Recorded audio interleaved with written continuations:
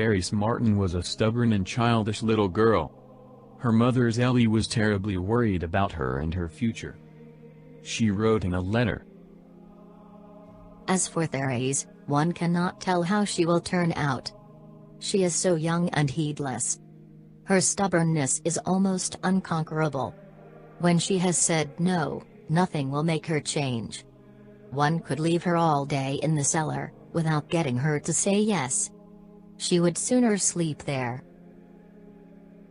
Therese sets the scene of a life-changing event that occurred on Christmas Eve 1886, in her autobiography, Story of a Soul. She was 13 years old, and up to this point had stubbornly hung on to the Christmas traditions of a child. "When I got home to Lisieux from midnight mass, I knew that I should find my shoes standing at the fireplace, filled with presents, as I had always done since I was little, so you can see I was still treated as a baby. Father used to love to see how happy I was, and hear my cries of delight as I took each surprise packet from my magic shoes, and his pleasure made me happier still. But the time had come for Jesus to cure me of my childishness. Even the innocent joys of childhood were to go. He allowed Father to feel cross this year.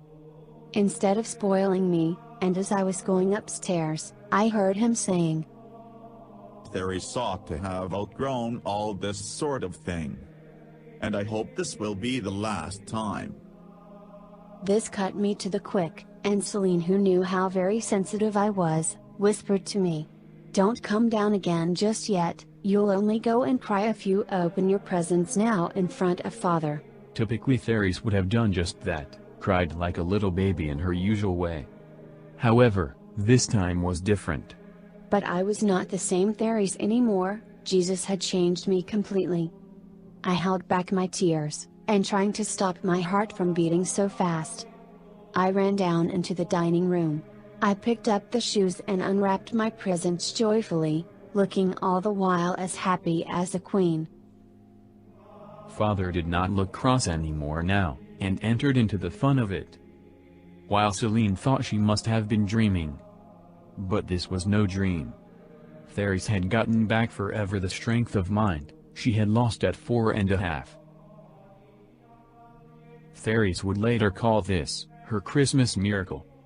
And it marked a turning point in her life. It propelled her forward in her relationship with God.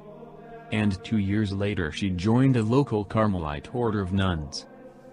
She saw the miracle as an action of God's grace flooding her soul, giving her the strength and courage to do what was true, good and beautiful. It was her Christmas gift from God, and changed the way she approached life.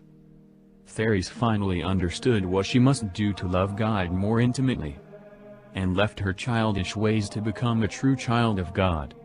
She would still retain a little stubbornness, but in a good way.